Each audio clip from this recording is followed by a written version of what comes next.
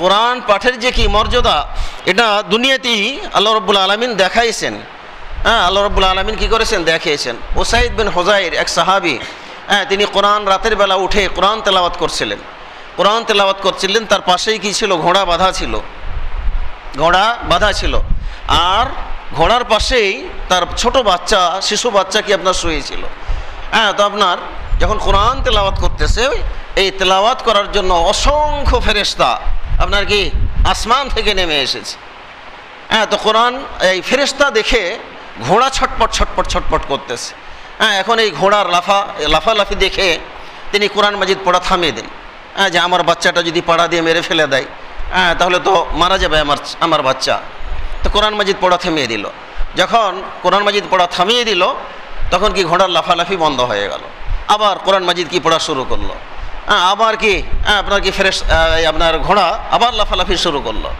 কয়েকবার এরকম হওয়ার পরে তিনি কোরআন মাজিদ বন্ধ করে দিয়ে তিনি একটু বাইরে আসলেন, যে কি ব্যাপারটা কি, ঘটনা কি। এখন তো একটা ফ্যাশন হয়ে গেছে যে আমরা এটাকে বানিয়ে নিয়েছি কিসের মাধ্যম, মৃত্যু ব্যক্তির আপনার সোয়াব রেসানির মাধ্যম বানিয়ে নিয়েছে। যে আমার বাবা মারা গিয়েছে, আমার দাদা মারা গিয়েছে, মা মারা গিয়েছে, বছর বছর তাদের এই দিবসকে কেন্দ্র করে আমরা কি করি, আপনার কোরআন খতমের একটা ব্যবস্থা করি, একটা অনুষ্ঠান করি।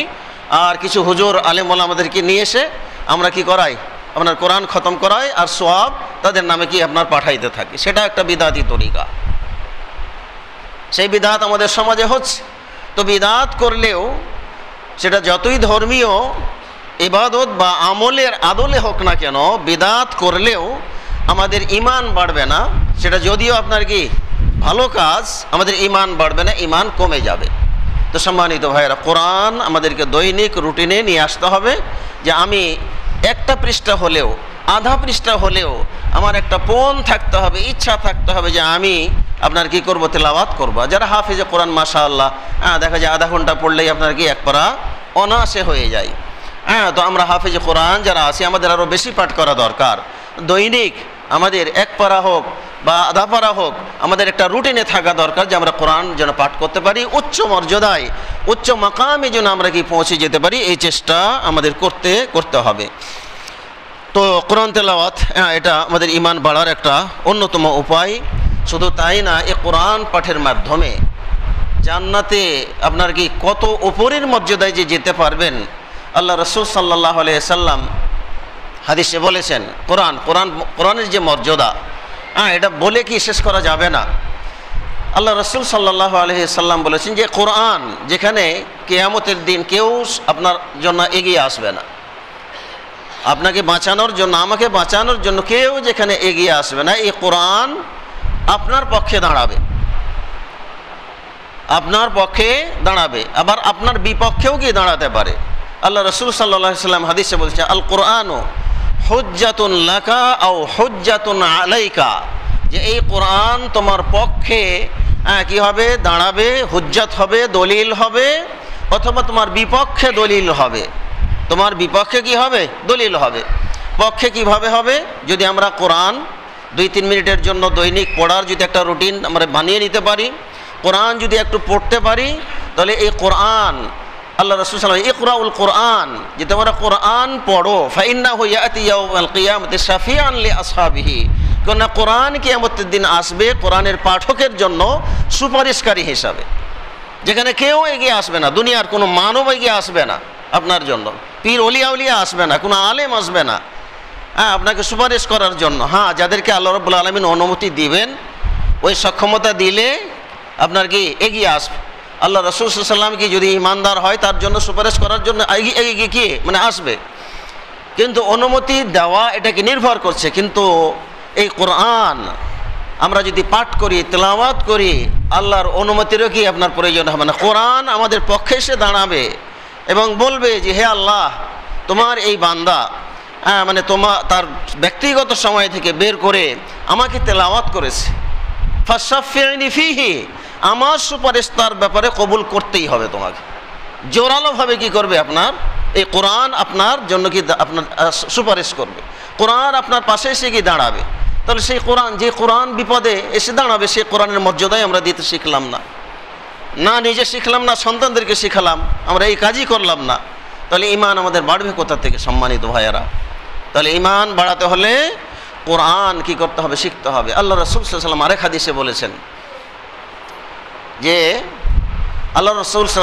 হাদিসে বলেছেন যে যে ইকরা, যারা কোরআনের পাঠক, দুনিয়াতে তেলাওয়াত করেছে, কোরআনের হাফেজ যারা হয়েছে বা কিছু সূরা যারা মুখস্থ রেখেছে, তো এদেরকে লক্ষ্য করে আল্লাহ রাব্বুল আলামিন বলবেন, বিশেষ করে যারা কিছু কিছু আয়াত, কিছু কিছু সূরা বা পূর্ণাঙ্গ কোরআন যারা আপনার মুখস্থ করে রেখেছে, ধরে রেখেছে, তেলাওয়াত করে সেটাকে আপনার কি ঘষা মাজা করে সেটাকে মুখস্থ রেখেছে এবং ওই অবস্থায় মারা গেছে, আল্লাহ রাব্বুল আলামিন কিয়ামতের ময়দানে বলবেন, কি বলবেন? যে ইকরা, তুমি পড়ো, তুমি পড়ো, ওয়ারতাকি, এবং উপরে উঠতে থাকো। তাহলে এই জান্নাতের কি আছে? স্তর আছে, একেবারে সর্বোচ্চ আর কি সর্বনিম্ন। তাহলে এরকম কি আছে? স্তর আছে। তো স্তর, এই স্তরের ব্যাপারে আল্লাহ রাব্বুল আলামিন কি বলবেন? যে ইকরা ওয়ারতাকি, তুমি পড়ো একটা করে আয়াত আর উপরে উঠতে থাকো। ওয়ারাত্তিল, বিশুদ্ধভাবে পড়ো, থেমে থেমে পড়ো, সুন্দরভাবে পড়ো। কামা তুরাত্তিল ফিদ দুনিয়া, দুনিয়াতে যেরকম সুমধুর কণ্ঠে সুন্দর করে বিশুদ্ধভাবে তুমি যেরকম পাঠ করতে, ওইভাবে পড়ো আর উপরে উঠতে থাকো।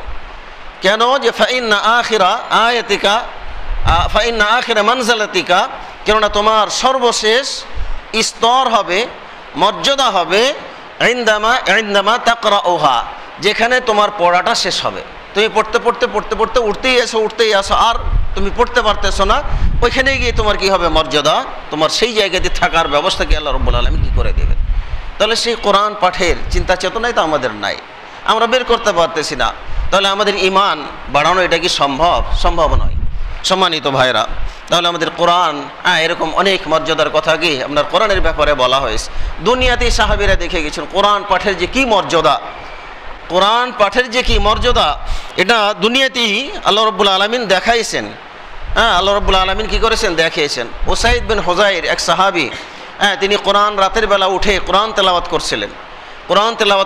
তার পাশেই কি ছিল? ঘোড়া বাঁধা ছিল।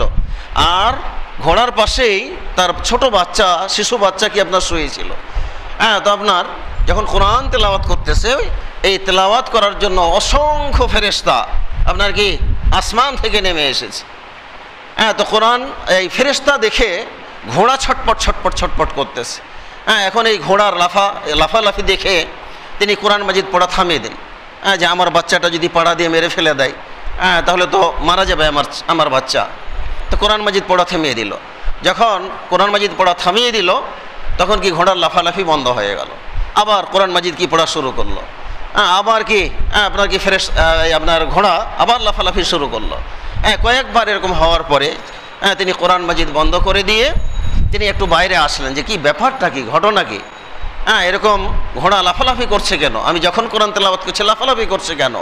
তো তিনি বাইরে বের হয়ে এসে দেখলেন যে আপনার একটা আলোর মতো, মানে কি একটা আলোর মতো বস্তু মানে আকাশের দিকে উঠে যাচ্ছে। এই অবস্থাটা দেখে তিনি সকালবেলা রাসূল সাল্লামের কাছে আসলেন এবং পুরো ঘটনাটা বর্ণনা করলেন। রাসূলুল্লাহ সাল্লাল্লাহু আলাইহি সাল্লাম বললেন যে হে উসাইদ বিন হুযাইর, যে তুমি যদি কোরআন তেলাওয়াত অব্যাহত রাখতে এবং ফজর যদি হয়ে যেত, ফজরের সময়টা যদি হয়ে যেত, তাহলে ফেরেশতারা কি আর যেতে পারতো না। যেহেতু ফজর হয়ে গেছে, ফেরেশতারা আর যেতে পারতো না। এবং আমরা সবাই মিলে ফেরেশতাকে তার স্ব আকৃতিতে দেখতে পেতাম। তাহলে দেখেন কোরআন পাঠের কি বরকত, যে আল্লাহ রাব্বুল আলামিন দুনিয়াতেই কি মানে তার একটা আলামত, নমুনা আল্লাহ রাব্বুল আলামিন দেখাই দিয়েছে, যে ফেরেশতারা পর্যন্ত কি নেমে আসে। এইভাবে কোরআনের মর্যাদা বর্ণনা করতে গেলে আপনার অনেক হাদিস আছে। এই ফেরেশতারাই আপনার সম্মানের জন্য তাদের ডানাকে বিছাইয়ে দেন। আপনারা যখন কোরআন পাঠের জন্য আসেন, কোরআন শেখার জন্য যখন আসেন, তখন আপনাদের সন্তান হোক, আমরা হই, ফেরেশতারা তাদের ডানা বিছিয়ে আমাদেরকে সম্মান জানায়। তাহলে সে কোরআন আমরা কেন পড়ব না? সেই কোরআন পড়ে আমরা কেন আমাদের ঈমানকে বাড়াবো না? সম্মানিত ভাইয়েরা, অনেক মা বোনেরা আছে, অনেক ভাইয়েরা আছে, বুড়া মানুষ, কাজ নাই, ব্যবসা বাণিজ্য নাই, দেখা যায় যে বসে বসে টিভি ছেড়ে দিয়ে হয়তোবা সিরিয়াল দেখতেছে। বুড়া মানুষ যারা, এদের তো কাজ কাম নাই। পোলাপান কী করে? পোলারা কামাই করে, বাবাই বসে বসে খায়। এরকম আছে না অনেকেই? বাবাই বসে বসে খায়। তো এই বুড়া মানুষেরা ঈমান বাড়ানোর কোনো ধান্দা নাই। দাড়ি সাদা হয়ে গেছে, চুল সাদা হয়ে গেছে, হার্ট মানে কি দুর্বল হয়ে গেছে, শরীর চলে না, তারপরেও সিরিয়াল দেখা তাদের কমে না, আরও কি তারা বেশি সিরিয়াল দেখে। মা বোনেরাও দেখা যায় যে কি আপনার এরকম সিরিয়াল নেমেতে আসে, অথচ 2টা মিনিট কোরআন পড়ার জন্য তারা সময় পাচ্ছে। রান্নাবান্নার কাজ, এখন তো বুয়াদি বেশিরভাগ দেখা যায় যে কি মা বোনেরা বুয়াদি কাজকর্ম করায়, ঘর বাড়ির কাজ আপনার নিজেরাও কি করতে চায় না, হাতে পর্যাপ্ত সময়, অথচ 2টা মিনিট আমরা কি কোরআন তেলাওয়াতের জন্য আমরা বের করতে পারতেছি না। এটা দুঃখের বিষয় যে আমরা মুসলিম, মারা যাব, তারপরেও আমরা কেন কোরআন তেলাওয়াতের জন্য 2টা মিনিট আমরা সময় বের করতে পারছি না। সম্মানিত ভাইয়েরা, ভাবতে হবে, চিন্তা করতে হবে যে আসুন আমরা এই কোরআন পাঠের মাধ্যমে আমাদের ঈমানকে বাড়াই, আমাদের ঈমানকে বৃদ্ধি করি, তাহলে এটা লাভ হবে আমাদের। দুনিয়াবি আমাদের জীবনটা খুব সাময়িকের জন্য, আখেরাতের তুলনায় খুব একেবারে অল্প কয়েক সেকেন্ডও না আখেরাতের সময়ের তুলনায়। অতএব আমরা সময়টাকে কাজে লাগাই, সময়কে যদি কাজে লাগাতে পারি তাহলে আমাদের জন্য সুখ অপেক্ষা করতেছে, শান্তি অপেক্ষা করতেছে। তো আল্লাহ রাব্বুল আলামিন আমাদেরকে কোরআন যেন আমরা রুটিনওয়ারি আমরা যেন কোরআন কিছু ডেইলি পাঠ করতে পারি, সে তৌফিক যেন আল্লাহ রাব্বুল আলামিন দান করেন। আর বিশেষ করে আমরা যে কাজেই থাকি না কেন আমরা এ কোরআন পাঠ করার আমরা চেষ্টা করে যাব ইনশাআল্লাহ তাআলা। 6 নম্বর ঈমান বৃদ্ধি করার 6 নম্বর যে কারণ আমরা ঈমান বাড়াতে পারি সেটা হলো আল ইকসারু আন যিকরিল্লাহ, আল্লাহকে বেশি বেশি স্মরণ করা, আল্লাহকে বেশি বেশি স্মরণ করা, আল্লাহর জিকির করা, আল্লাহর কি করা? জিকির করা। আল্লাহ রাব্বুল আলামিন আমাদেরকে ইবাদতের জন্যই সৃষ্টি করেছেন 2টা জাতিকে, একটা হলো আপনার কি জিনকে আর একটা হলো কি মানব জাতিকে। এই 2টা জাতিকে আল্লাহ রাব্বুল আলামিন আপনার ইবাদত করার জন্য সৃষ্টি করেছেন। আর বাকি যত মাখলুক আছে, মাখলুকের হিসাব কিন্তু আমরা কেউ জানি না যে আল্লাহর সৃষ্টি পৃথিবীতে কত আছে, অগণিত। যদি আমরা বলে থাকি যে 18,000 মাখলুকাত, কেউ কি গুণে দেখেছে নাকি যে 18,000 মাখলুকাত আছে? অসংখ্য আছে। এটা আমাদের একটা কি বুলি হয়ে গেছে, আমরা বলে থাকি যে 18,000 মাখলুকাত। তো এই বিষয়ে আসলে বিশুদ্ধ কোনো আপনার কি প্রমাণ বা রেফারেন্স কি আপনার নাই।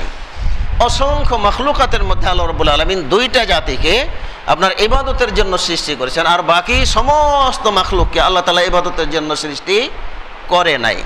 অথচ তারা আল্লাহর জিকির করে। তারা কি করে? আল্লাহর জিকির করে। গাছ আল্লাহর জিকির করে, ইট আল্লাহর জিকির করে, পাথর জিকির করে, মানে আল্লাহর যত সৃষ্টি বস্তু আছে, লোহা জিকির করে, পানি জিকির করে, মাছ জিকির করে, তারপরে কি খাদ্য খাবার ফলমূল এগুলো কি জিকির করে, গাছগাছালি কি আপনার জিকির করে। এখন বলবেন যে এর দলিল কি? এর দলিল হচ্ছে সূরা বনী ইসরাঈল আল্লাহ রাব্বুল আলামিন বলছেন যে ওয়া ইম মিন শাইইন ইল্লা ইউসাব্বিহু বিহামদিহি ওয়ালাকিন লা তাফকাহুনা তাসবিহাহুম ইন্নাহু কানা হালিমান গফুরা। এমন কোনো বস্তু নাই আসমানের নিচে এবং জমিনের উপরে বা এই উভয়ের মাঝে যা কিছু আল্লাহ রাব্বুল আলামিন সৃষ্টি করেছেন এমন কোনো বস্তু নাই ইল্লা ইউসাব্বিহু বিহামদিহি, তবে সেই বস্তু সেই জিনিস আল্লাহ রাব্বুল আলামিনের প্রশংসার সাথে আপনার কি পবিত্রতা বর্ণনা করেন। মানে সবাই আল্লাহর জিকির করে, সবাই আল্লাহর জিকির করে। তাহলে যাদেরকে আল্লাহ তাআলা ইবাদতের জন্য সৃষ্টি করে নাই তারা যদি আল্লাহর জিকির করে, তাহলে আমাদেরকে তো আল্লাহ তাআলা সৃষ্টিই করেছেন জিকিরের জন্য, ইবাদত করার জন্য। তাহলে আমরা কেন আল্লাহর জিকির করব না? আমরা কেন আল্লাহকে স্মরণ করব না? আমাদের সার্বক্ষণিক আল্লাহর জিকিরে থাকতে হবে। আল্লাহর জিকিরের জন্য, জিকির এমন একটা ইবাদত, এর জন্য উজু লাগে না, গোসল লাগে না, পবিত্র হওয়ার কি প্রয়োজন লাগে না, কোনো কিছুই লাগে না। জিকির এত সহজ আল্লাহকে ডাকার জন্য এবং আল্লাহকে খুশি করার জন্য, আল্লাহর জিকিরটার জন্য আপনার কি এই ইবাদতের জন্য কোনো নিয়ম কানুন লাগে না। আপনার হাঁটছেন, চলছেন, ফিরছেন, আপনি বলেন সুবহানাল্লাহ সুবহানাল্লাহ সুবহানাল্লাহ, আলহামদুলিল্লাহ আলহামদুলিল্লাহ আলহামদুলিল্লাহ, আস্তাগফিরুল্লাহ আল্লাযী লা ইলাহা ইল্লাহুল হাইয়ুল কাইয়্যুম ওয়া আতুবু ইলাইহি, সুবহানাল্লাহ আলহামদুলিল্লাহ ওয়া লা ইলাহা ইল্লাল্লাহ আল্লাহু আকবার। সূরা ফাতিহা পড়েন, কুল হুয়াল্লাহু আহাদ পড়েন, কুল আউযু বিরাব্বিন নাস পড়েন, হাঁটছেন, চলছেন, ফিরছেন, আপনার সব সময় কি আল্লাহ সুবহানাল্লাহ, আস্তাগফিরুল্লাহ, ইয়া রহমান ইয়া রহিম, এগুলো আপনার কি পড়ার জন্য কোনো ওযু গোসল লাগবে? কিচ্ছুই লাগবে না। এমনকি ফরজ গোসল হলেও আপনার কি অজীব হইলেও আপনার কি লাগবে না, ফরজ গোসল লাগবে না। আল্লাহকে ডাকার জন্য কি কোনো পবিত্রতার কি প্রয়োজন নেই। আল্লাহর জিকির সবসময় করতে হবে। আমাদের জবানকে জিকিরে সিক্ত রাখতে হবে। এবং রাসূলুল্লাহ সাল্লাল্লাহু আলাইহি সাল্লাম বলেছেন যে সবচেয়ে আফজালুয যিকরি লা ইলাহা ইল্লাল্লাহ, যে সর্বশ্রেষ্ঠ জিকির হচ্ছে লা ইলাহা ইল্লাল্লাহ। আপনার কে বলেছে যে বৃহস্পতিবারের দিন গোল হয়ে বসতে হবে, অথবা কোনো দরবারে গিয়ে আপনার ওখানে গিয়ে লা ইলাহা ইল্লাল্লাহ ইল্লাল্লাহ ইল্লাল্লাহ মাথা ঝুঁকাতে হবে। এটা কে বলেছে? সম্মিলিতভাবে করার কোনো প্রমাণ নাই। দিনক্ষণ নির্ধারণ করে জিকিরের কোনো প্রমাণ আপনার কি প্রমাণ নাই। আল্লাহকে ডাকার জন্য কোনো দিনক্ষণ লাগে না, কোনো দরবার লাগে না, আপনার কোনো খানকা লাগে না। যে কোনো জায়গায় যখন মন চায় আল্লাহকে ডাকুন। আস্তাগফিরুল্লাহ, লা ইলাহা ইল্লাল্লাহ, সুবহানাল্লাহ, আলহামদুলিল্লাহ, এগুলো মুখ দিয়ে আপনার কি বের হতে থাকবে। এটা হলো মুমিনের কি পরিচয়। জিকির কাকে বলে? সৌদি আরবে যান, যে কোনো আপনার কি দেখা যায় যে কোনো খারাপ কাজ করতেছে বা আপনাকে কেউ কোনো কথা কটু কথা, আস্তাগফিরুল্লাহ, সুবহানাল্লাহ, মানে তারা আশ্চর্য হয়ে কথাগুলো কি তারা বলে।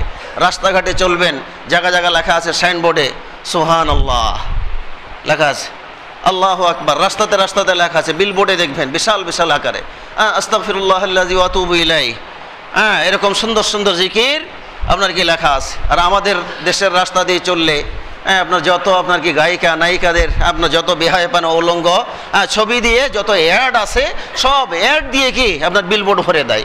ওগুলোতে পড়লে আপনার আস্তাগফিরুল্লাহ মাশাআল্লাহ, এগুলো কি জায়গা জায়গা মাশাআল্লাহ লেখা থাকে। আপনার এই ছবিগুলো দেখে গিয়ে আপনারা পুলকিত হয়ে যান যে ও কি চমৎকার। এরকম বাক্য কি আমরা বলে থাকি। ইমান নাই, চেতনাই নাই, আমাদের ইসলামী চেতনাই নাই। আল্লাহ স্মরণ আসবে কোত্থেকে? আমাদের ঘরে দরবারে রাস্তাঘাটে সব জায়গায় তো আপনার কি এই জিকিরগুলো থাকা দরকার, দেখলেও তো স্মরণ হয়।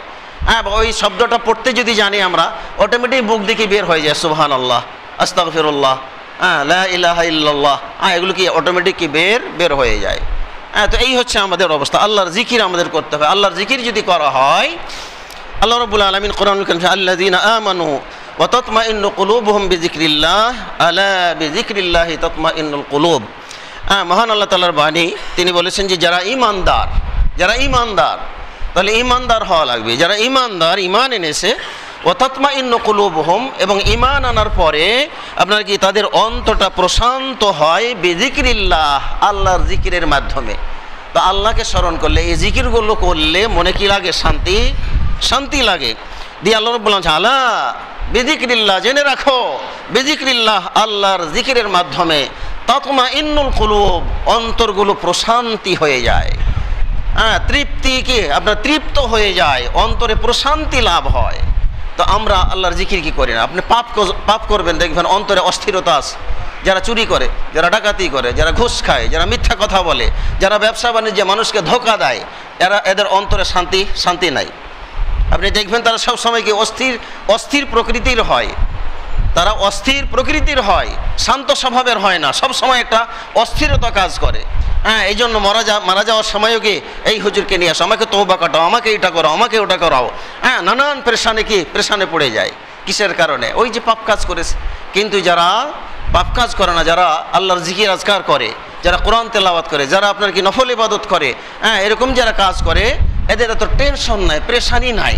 দেখবেন যে আসুক, মারা গেলে যাব, আলহামদুলিল্লাহ, কাজ তো করেছি, নামাজ পড়েছি, রোজা রেখেছি, আল্লাহর জিকির করেছি, কোরআন তেলাওয়াত করেছি, আমি মরলেই কি বরং এই দুনিয়ার চেয়ে তারও বেশি শান্তিতে থাকবো। এই জন্য যারা সত্যিকার ইমানদার, যারা ইবাদত বান্দিগি আপনাকে নিয়মিত যারা করে, এদের মরার জন্য পেরেশানি থাকে না, বউ বাচ্চা নিয়ে টেনশন থাকে না। যেন আমি মারা গেলে এখানকার চেয়ে আরও পরকালে কি কবরে গিয়ে আরও অনেক শান্তিতে থাকবো।